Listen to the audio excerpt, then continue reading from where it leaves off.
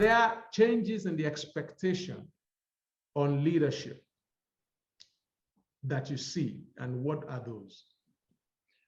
Yeah, if I understand your question correctly, I mean, people are expecting leaders to be authentic. They really are. But they're also being unfair in many ways. So just a bit of context, we've got a situation in the world where those times when the majority were uninformed and just blindly followed leaders who were the so-called informed are gone. So now you have masses of people with huge needs who are low potentially in Maslow's hierarchy, but they are informed, they are connected, they understand what's going on in the world. So they require more. They require leaders to be open, to engage them, to ask, to make them part of the solution, to consult with them.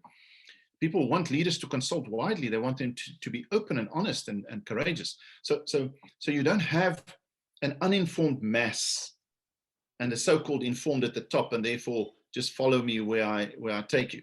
That's not happening. We all are connected via our phones and the internet, and therefore your followers are not ignorant in that sense, and that changes the expectations. Of course, people are expecting more because they see more on the internet. They see more about other countries. They see more about achievements by the Elon Musks and people in your own country, and therefore you want to do more as a human being.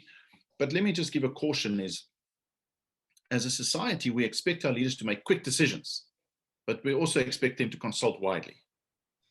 So leaders are in this difficult position where they've got to talk to everyone and be open and engaging and reachable, and all of that.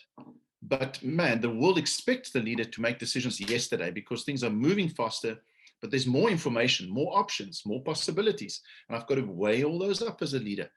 But people want me to do that, but they also want me to make the decision yesterday. Yeah. So I think if we're not careful, we'll get to a place or a time when it really will not be romantic anymore to be the top leader. Maybe it never was. Maybe it only was because we as an electorate or as a follower allowed that.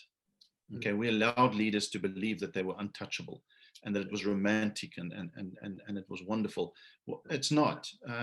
It is if those four things are in place, then leadership is romantic on another level, because your motives are on the right place, and I really am trying to make a difference, and I am making a difference, and it really is about making a difference.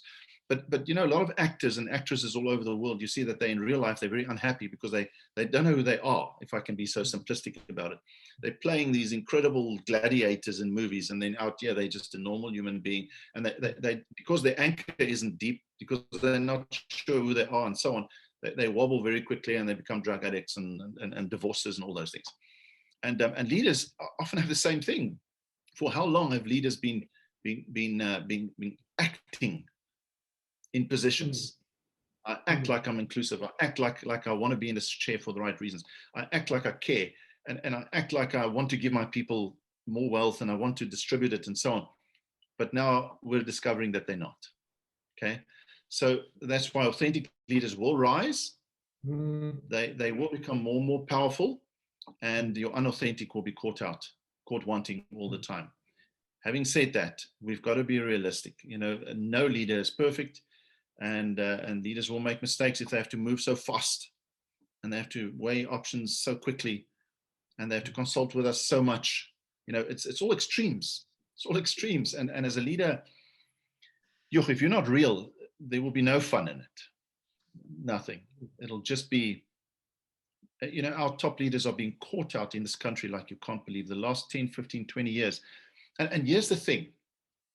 You've been treated unfairly in our country for decades and decades. Now you come into a position of power politically, the ANC and others. And I've met many of these leaders.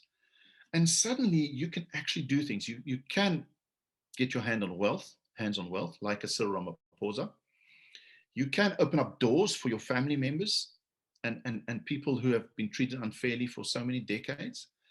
It's all right there for you to do. And a lot of them have been doing that. And you know what?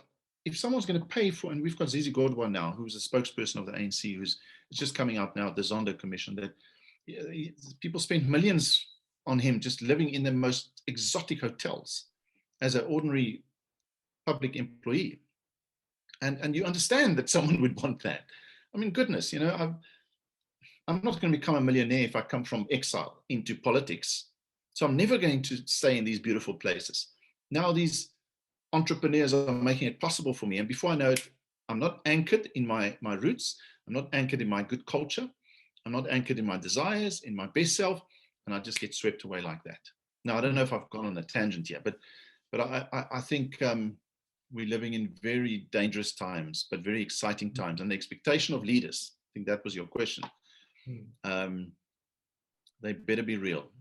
And that means, oops, my phone. It really means that I have to, on a day-to-day basis, remain tuned in to me, to who I am, to my goals and purpose and vision, to what leadership is, to how I can create that performance, how I can do seamless thinking. I've got to, on a daily basis, I can't go on a leadership course on the odd occasion, not anymore. On a day-to-day basis, like I eat my meal, like I do my run or go to the gym, I have to tap into leadership. What kind of leader am I? How am I going to lead today? What is leadership? How can I remain leadership fit? Thank you so much. That was quite a hefty chunk to chew through.